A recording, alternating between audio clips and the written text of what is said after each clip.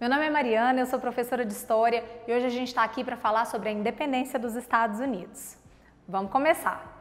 Bom, os Estados Unidos nem sempre teve esse nome, né? Na realidade, quando a Inglaterra colonizou terras aqui na América, essas colônias foram chamadas de 13 colônias, eram 13 pedaços, né, da Inglaterra aqui na América. Os ingleses vieram para cá para fundar uma nova nação. Num primeiro momento, a Inglaterra e as 13 colônias se davam muito bem. Na verdade, a Inglaterra dava muita liberdade para suas colônias, diferente, por exemplo, do Brasil, que tinha uma relação com Portugal muito rígida, e das colônias espanholas, que também tinham com a Espanha uma relação muito rígida. A relação entre Inglaterra e 13 colônias era uma relação muito saudável, o que a gente chama de negligência salutar. O que isso significa? A Inglaterra dava autonomia para as colônias aqui na América. O problema é que a Inglaterra e a França entraram em guerra aqui na América, disputando terras. E os colonos, apesar de terem claramente se posicionado a favor da Inglaterra, acabaram sendo a linha de frente dessa guerra. No final das contas, a Guerra dos 7 Anos entre Inglaterra e França foi vencida pela nação inglesa. Só que isso prejudicou gravemente a economia da Inglaterra e prejudicou também as colônias aqui no continente. Isso fez com que aquela mãe tão zelosa que permitia às colônias aqui da América, essa certa independência, essa certa liberdade, começasse a se tornar um pouco mais autoritária.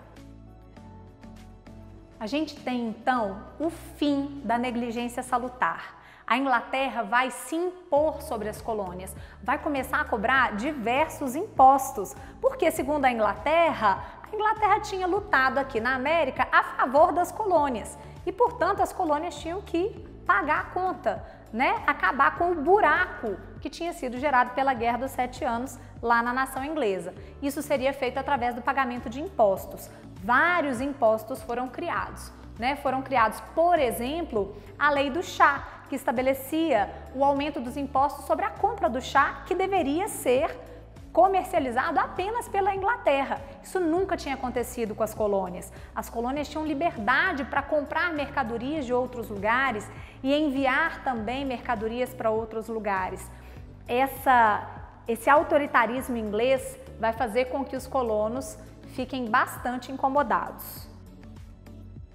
Os colonos, então, consideraram as leis estabelecidas pela Inglaterra leis intoleráveis, que eles não iriam tolerar. Na imagem que vocês veem na tela, é possível perceber um momento chamado a Festa do Chá de Boston, em que os colonos invadiram uma embarcação que trazia chá da Inglaterra e pegaram as caixas e jogaram todas no mar. Era uma maneira de mostrar a insatisfação das 13 colônias. Essas colônias vão ficar tão indignadas que vão declarar a independência. Elas fizeram uma reunião e a maioria das colônias optou por declarar a independência, que vai ser futuramente, né, o início, a semente dos Estados Unidos. Com essa declaração, é claro que a Inglaterra não vai concordar e vai ter início uma guerra, chamada Guerra de Independência. A Inglaterra contra as 13 colônias, que no final das contas vão se juntar, todas elas, contra a antiga metrópole. Vai ser uma guerra muito complicada porque ela vai acontecer no quintal das colônias e muito distante da Inglaterra. No entanto, para a nação inglesa também não era fácil, porque ela tinha que mandar o tempo todo suprimentos, tropas, para conseguir garantir a vitória. Lembra da França, da Guerra dos 7 Anos? A França perdeu a guerra e ficou com a Inglaterra aqui, ó, entalada. Por esse motivo, ela resolveu ajudar os Estados Unidos, as 13 colônias, na Guerra de Independência. Vocês acreditam nisso?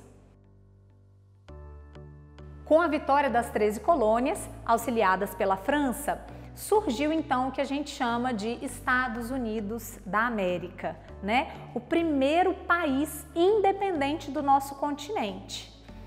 É importante a gente saber que esse processo de independência dos Estados Unidos ele foi baseado no que a gente chama de princípios iluministas, né? O que são os princípios iluministas? Nós já vimos isso antes.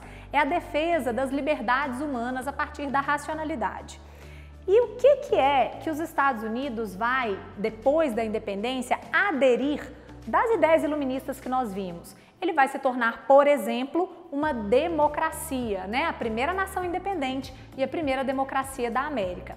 Além de se tornar uma democracia, ele vai estabelecer o direito à propriedade e à livre iniciativa, que são características do que a gente chama de capitalismo. Os Estados Unidos ainda hoje é a maior potência capitalista do mundo. Só que, para espanto de todos, algo inesperado acontece. Apesar de democráticos, apesar da livre iniciativa, os Estados Unidos vai manter uma característica que é totalmente contrária às ideias iluministas. Os Estados Unidos vai manter viva a escravidão.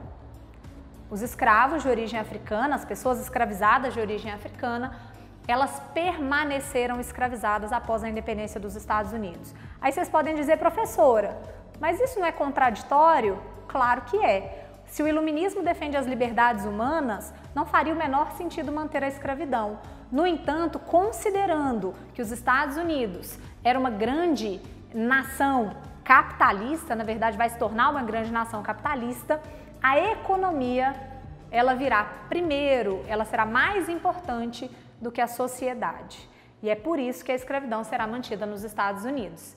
Temos então o surgimento da primeira nação americana, os Estados Unidos da América. Era isso, muito obrigada!